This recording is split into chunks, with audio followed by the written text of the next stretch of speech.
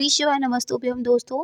जैसा कि हम सब जानते हैं कि हर महीने शिवरात्रि आती है, जिसे हम मासिक शिवरात्रि के नाम से जानते हैं।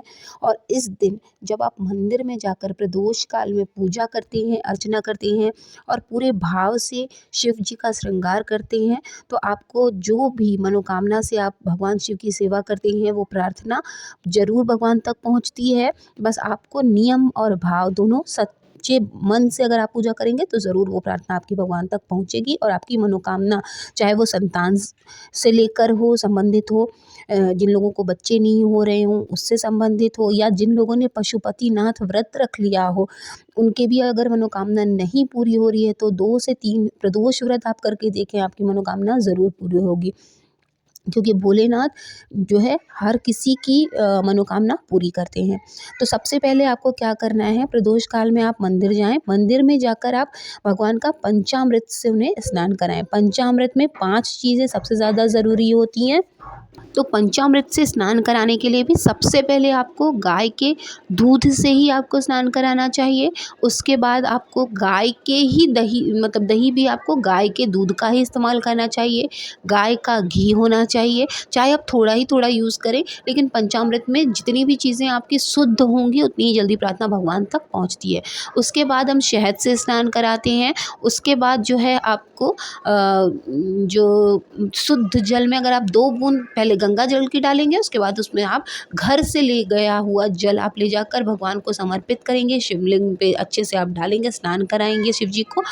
उसके बाद आपको उन्हें त्रिपुंड लगाना है, अच्छे से उनकी पूजा करनी है। जितना अच्छे से आप शिव जी का श्रृंगार करेंगे आपको करना है। अष्टगंध लगाना है, भस्म चढ़ाना है, कमल का पुष्प चढ़ाना है। कमल का पुष्प ना हो तो आप कमल गट्टा भी चढ़ा सकते हैं। साथ इसके बाद शमी पत्र, धतूरा, ये आपको ज़रूर चढ़ाना है अगर आप किसी विशेष मनोकामना की पूर्ति के लिए कर रहे हैं। और आपको ये सारी जो भी पूजा विधि आपको करनी है, शाम को आप प्रदोष काल के समय में कर सकते हैं। क्योंकि शाम का समय ऐसा होता है कि आप सुबह अगर करना चाहें तब तो बहुत ही उत्तम है, लेकिन अगर आप नहीं कर पा रहे हैं तो शाम के समय जब आप करते हैं तो ऐसा माना जाता है कि नंदी महाराज पर बैठकर पार्वती जी और शिव जी दोनों ही भ्रमण के लिए निकलते हैं। तो प्रयास यही करें कि सबसे पहले दिया आप जाकर प्रदोष काल में मंदिर में जला दें, और जब आप घर पर वापस आएँ तो गोल बाती का दीप ही आपको जलाना है। मंदिर में अपने मंदिर में भी आप जलाइएगा, साथ ही आप मंदिर में जहाँ पर आप जाकर शिव जी की पूजा करेंगे वहाँ पर भी आपको गोल बाती ही जलानी है। लेकिन शाम को आप अपने चौखट पर भी आपको दिया लगाना है लंबी बाती का, जिसका मुख जो है वो बाहर की ओर होना चाहिए। मतलब घर के अंदर की तरफ आप बाती का मुँह नहीं रखेंगे, बाती का मुँह जो है वो घर के बाहर की ओर होना चाहिए। ताकि अगर माना जाता है कि अगर भगवान निकले हैं भ्रमण पर तो उनकी नज़र आपके घर के दरवाजे पर पड़े, जिससे कि आपके घर में सुख समृद्धि हमेशा के लिए बनी रहे। तो प्रदोष काल में और एक खास बात है, आप नमक, अगर कोशिश यही करें कि आप कम से कम भोजन करें, भोजन ना ही करें, फलाहार करें आप। और नमक का अगर आप त्याग नमक का सेवन इसमें वर्जित होता है। प्रयास यही करें कि फल पर ही अपना आहार रखें और फलाहार ही करें। जैसे बहुत सारे लोग ऐसे हैं जो एक टाइम भोजन करते हैं, पराठा या सब्जी या कुछ ऐसा खा लेते हैं, या साबूदाना कुछ भी ऐसा नमक वाला खा लेते हैं। नहीं करना चाहिए, क्योंकि ऐसा कथा में भी वर्णन किया गया है कि नमक का सेवन प्रदोष व्रत में जो है वो वर्जित होता है। उसके बाद आप घर में आइए, घर में अपने शिव जी के पूजन अर्चना करिए। चाहे घर में आप अपने शिव जी की आराधना करें तो उन्हें भी, उनका श्रृंगार भी करें, और मंदिर में जाते हैं तो भी आप शिव श्रृंगार ज़रूर करें। उसके बाद अगर आपके मंदिर में कुछ गिर गया हो, घर के मंदिर में या बाहर मंदिर में, अगर आप सामान चढ़ा रहे हैं, मंदिर के चारों ओर गिर गया है तो उस सामान को उठाकर आप एक पॉलीथिन में करके रख सकते हैं। लेकिन उसको ध्यान ये रखिएगा कि कहीं भी किसी के भी चरणों से वो जो भी सामान है हमारा वो बिल्कुल भी लगे नहीं, चाहे वो पुष्प की पत्तियां हो या कुछ भी हो, वो हमें नहीं करना चाहिए, पैरों से लगाना नहीं चाहिए कहीं भी। तो जब भी आप चाहे घर में पूजा करें या मंदिर में पूजा करें तो उस सतह को, ज़मीन को ज़रूर साफ़ कर लें। उसके बाद घर पर आकर आप अपने शिव जी की पूजन करें, उन्हें भी अष्टगंध, जैसे आपने मंदिर में पूजा करी सेम वैसे ही आप घर पर भी आकर पूजा अर्चना करें, पूरे भाव से करें।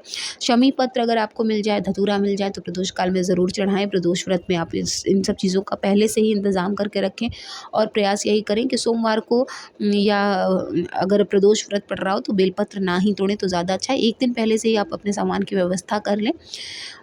जो हम शिव जी को स्नान कराते हैं उस जल का हम आचमन कर सकते हैं। लेकिन अगर हम शिव जी को कुछ भोग लगाते हैं, जैसे बहुत सारे लोग खीर बनाते हैं और चूरमा बनाते हैं, जो भी अगर आप भगवान को कुछ चढ़ा रहे हैं और अगर आप उसने उसको शिव जी से टच करा दिया है तो आप उसका भोग नहीं लगा सकते। उसको आप फिर ले जाकर गमले की मिट्टी में दबा सकते हैं। उसका परिवार के सदस्यों को भी उसका भोग को नहीं ग्रहण कराने देना चाहिए, ऐसी मान्यता मानी जाती है।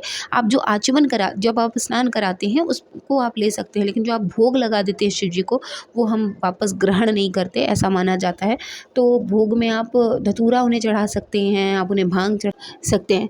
तो इन्हीं सब छोटी-छोटी चीज़ों से आप शिव जी का पूजा बहुत ही सादगी से करके आप उन्हें प्रसन्न कर सकते हैं। आई होप आपके लिए वीडियो बहुत यूज़फुल होगी। वीडियो अगर अच्छी लगे तो प्लीज़ चैनल को सब्सक्राइब कर लीजिएगा, ताकि हम आपके लिए ऐसे ही पूजा विधि लेकर आते रहें। जैसा हम अपने घर में अपने नियमों का पालन करते हैं, वैसे ही हम आपको और भी ज़्यादा जानकारी दे सकें, ताकि आपका भी मार्ग प्रशस्त हो सके। मिलते हैं नेक्स्ट वीडियो में, तब तक के लिए ओम नमः शिवाय, जय माता दी।